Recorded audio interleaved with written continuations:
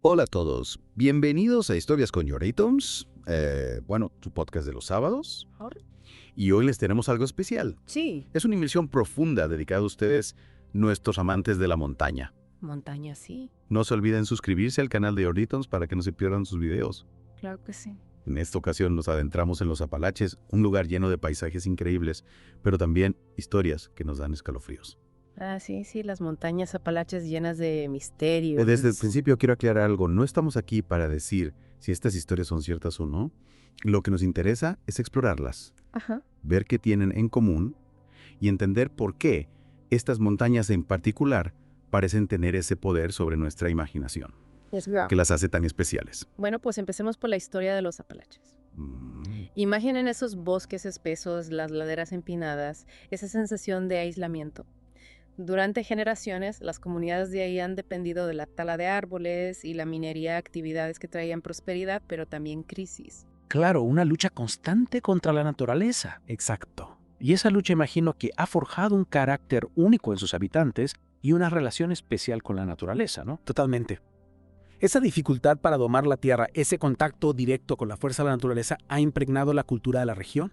Y ahí las historias, las leyendas, el misterio se mezclan con la vida diaria. Y en esos bosques donde las sombras se alargan y la oscuridad se vuelve profunda, es fácil que la imaginación vuele, ¿verdad? Sí. Podría ser que este aislamiento, esta historia de lucha, haya creado no solo una cercanía con la naturaleza, sino también un temor a lo que podría haber en la oscuridad. Es una posibilidad fascinante cuando dependes de la naturaleza para sobrevivir, la respetas, pero también la temes. Y en los Apalaches, donde la naturaleza es tan poderosa, ese miedo puede tomar muchas formas, incluyendo las historias que se cuentan de generación en generación. Y en el material que me he recopilado, abundan los relatos de encuentros extraños aterradores que nos llevan a ese mundo de sombras.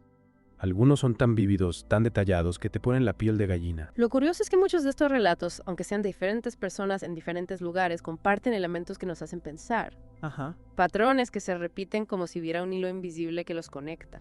Por ejemplo, ese relato del guardabosques que se topó con una figura altísima de casi 3 metros que parecía fundirse con los árboles. Sí, una presencia que desafía la lógica. O la historia del perro infernal, una bestia enorme que se le apareció a alguien cerca de un túnel.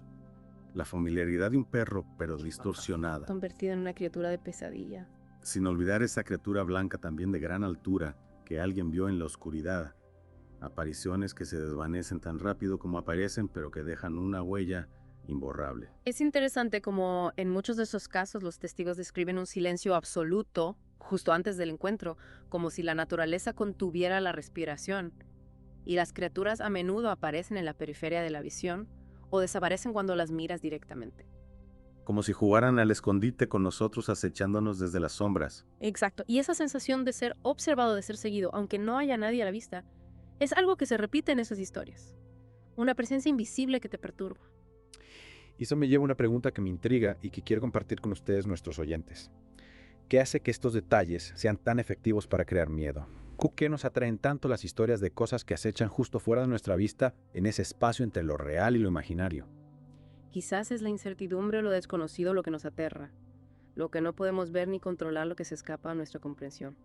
Ahora hablemos del Wendigo, una criatura que se describe como alta, esquelética, monstruosa, asociada al frío, al canibalismo, a un hambre insaciable.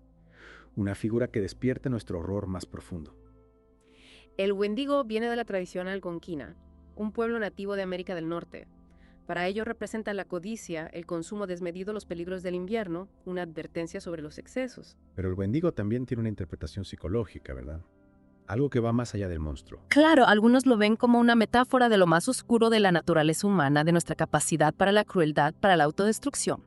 ¿Creen que el Wendigo es simplemente un monstruo de otra cultura o podría ser que simboliza los miedos reales que enfrentaban los primeros colonos en los Apalaches? El hambre, el aislamiento, el poder de la naturaleza desatada. Es una pregunta que nos invita a reflexionar. Los mitos y las leyendas a menudo reflejan los miedos y las preocupaciones de quienes los crean. El Wendigo puede ser un espejo que nos devuelve una imagen inquietante de nosotros mismos. Y aunque el Wendigo es una de las figuras más conocidas de los Apalaches, no todas las historias se centran en criaturas específicas. Hay muchos relatos de sucesos inexplicables que van más allá de los avistamientos y que nos sumergen en un mundo de sensaciones perturbadoras. Es verdad, a veces el misterio no se trata de una criatura con nombre y forma, sino de sucesos que desafían nuestra lógica. Como esas historias donde escuchas voces susurrando tu nombre atrayéndote al bosque, o esa sensación repentina de terror de huir sin saber por qué. Esas historias tocan fibras muy primitivas en nosotros, el miedo a lo desconocido, la pérdida de control, la vulnerabilidad de nuestros sentidos en un entorno que de pronto se siente hostil. Y el silencio del bosque tan característico de los Apalaches amplifica esa sensación de aislamiento, de vulnerabilidad. Es como si la naturaleza misma guardara un secreto. Es verdad, ahora que lo dices, recuerdo varios testimonios que mencionan esa quietud inquietante.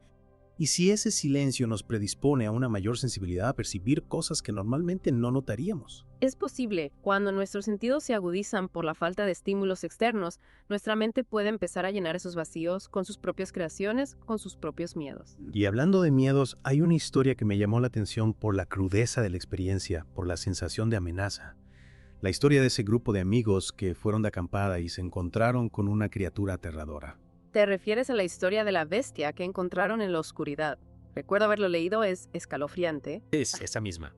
Estaban acampando disfrutando de la tranquilidad cuando de repente un ruido extraño, un rugido les heló la sangre, y lo que vieron después desafió su capacidad de comprensión. Describen a la criatura como algo enorme peludo con ojos rojos brillantes, una aparición que parecía surgir de las entrañas de la montaña. Lo curioso es que en muchos relatos las criaturas desafían nuestra capacidad de descripción. Son como algo que nunca hemos visto antes. Es como si el lenguaje se quedara corto para describir lo inefable. Intentamos encasillar lo extraño en palabras que conocemos, pero a veces la realidad nos supera. En el caso de la bestia, hablan de una criatura con características del oso, pero mucho más grande, más musculosa, con una mirada inteligente y maliciosa. Algo que iba más allá del instinto animal. Y algunos incluso mencionan cuernos, un elemento casi demoníaco, un simbolismo que conecta con nuestros miedos más ancestrales. Es cierto, la presencia de cuernos la aleja de lo que consideraríamos un animal común y la acerca a la figura de un monstruo. Y el final de la historia es aún más inquietante. Los amigos huyeron para salvarse abandonando sus cosas, corriendo a ciegas por el bosque, perseguidos por esa cosa terrible. Y lo que me impacta es que nunca volvieron a por sus cosas. El miedo a esa criatura era tan grande que prefirieron perderlo todo antes que arriesgarse a un nuevo encuentro. Es comprensible. A veces el instinto de supervivencia nos empuja a tomar decisiones drásticas. Y esto nos lleva a una pregunta que muchos se hacen. ¿Qué son estas criaturas? ¿Son animales desconocidos o hay algo más? Algo que escapa a nuestra comprensión científica. Es una pregunta que aún no tiene respuesta. La ciencia, a pesar de sus avances, aún no ha logrado desentrañar todos los misterios de la naturaleza. Y mientras tanto la imaginación humana sigue tejiendo historias, alimentando el mito, explorando los límites de lo posible. Historias que nos fascinan, nos aterrorizan y nos recuerdan que a pesar de todo nuestro conocimiento, aún hay rincones del mundo llenos de misterio. Hay otro tema que me gustaría abordar, un tema delicado y que a menudo se rodea de especulaciones, las desapariciones de personas en los Apalaches. Es un tema complejo que ha dado lugar a muchas teorías, algunas más sensatas que otras. Y es importante abordarlo con cautela con respeto por las víctimas y sus familias. Por supuesto.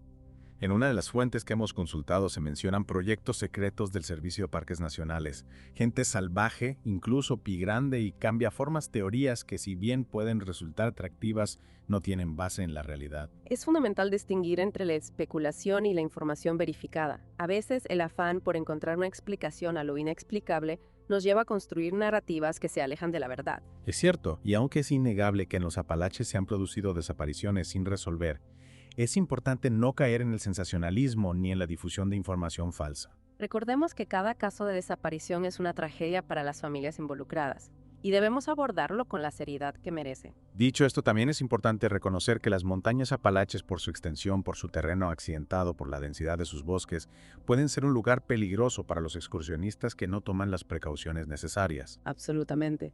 Es fácil perderse sufrir un accidente, y en esas circunstancias, el aislamiento, la falta de cobertura telefónica pueden convertir una situación difícil en una tragedia. Por eso, si van a hacer senderismo en los Apalaches, es fundamental planificar la ruta con cuidado, llevar el equipo adecuado, avisar a alguien a dónde se va y no alejarse de los senderos marcados. La seguridad es lo primero y no hay que subestimar los peligros que la naturaleza puede presentar. Volviendo a las historias, hay un elemento que me parece fascinante, la recurrencia de ciertos motivos como si hubiera una especie de lenguaje simbólico. ¿A qué te refieres? Por ejemplo, la idea de que las criaturas de los Apalaches te observan, te estudian, te siguen, pero sin mostrarse abiertamente. Una presencia invisible que te acecha desde las sombras. Es cierto, ese motivo se repite en muchas historias y crea una tensión constante, una sensación de vulnerabilidad. Y luego tenemos el silencio, la quietud que precede a la aparición de lo extraño. como si la naturaleza misma contuviera la respiración. Es como si el silencio fuera un portal a otra dimensión.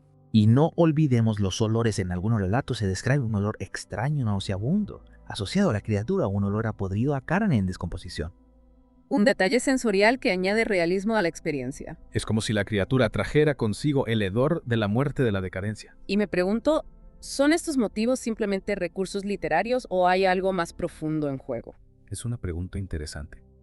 ¿Crees que esos motivos podrían reflejar algún tipo de conocimiento ancestral, algún tipo de intuición que hemos heredado de nuestros antepasados? Es una posibilidad. A lo largo de nuestra evolución, hemos desarrollado mecanismos de supervivencia que nos permiten detectar el peligro incluso cuando no lo vemos. Quizás estos motivos, estos elementos que se repiten, son una manifestación de esos mecanismos, un eco de nuestro pasado. Una especie de memoria colectiva del miedo que se ha transmitido de generación en generación. Y en ese sentido, las historias de los Apalaches nos sirven como un recordatorio de que a pesar de nuestro desarrollo tecnológico, aún conservamos una conexión profunda con la naturaleza, con sus misterios, con sus peligros. Una conexión que a veces se manifiesta a través del miedo, pero que también nos recuerda nuestra vulnerabilidad, nuestra pertenencia a un mundo que aún no hemos logrado dominar por completo. Y aunque el miedo es una constante en esas historias, también hay algo de fascinación, ¿no?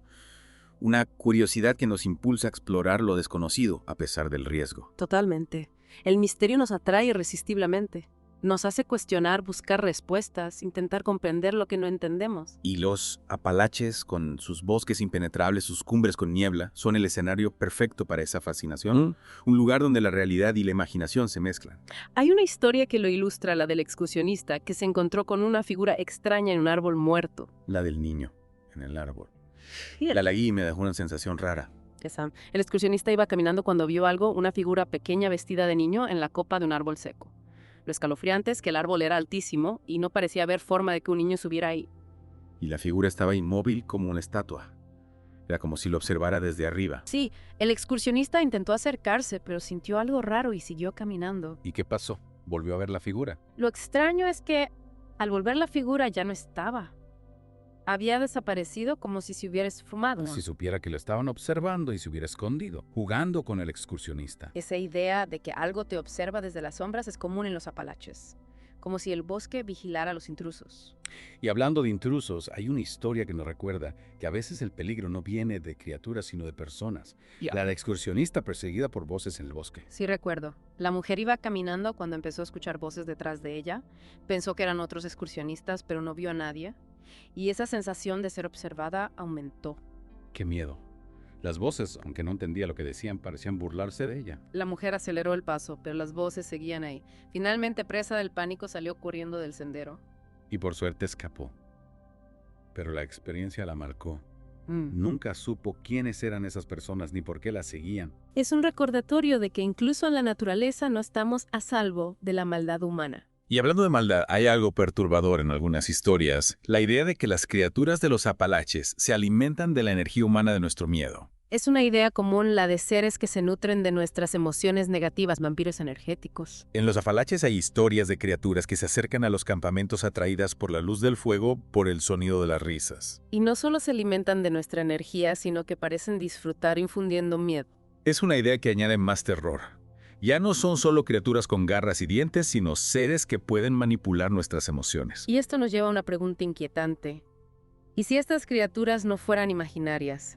¿Y si existieran seres que se alimentan de nuestras emociones negativas? Sería aterrador.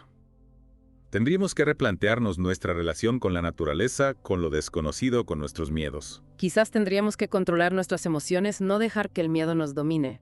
Sería una lucha por nuestra supervivencia física y mental. Es una idea para reflexionar.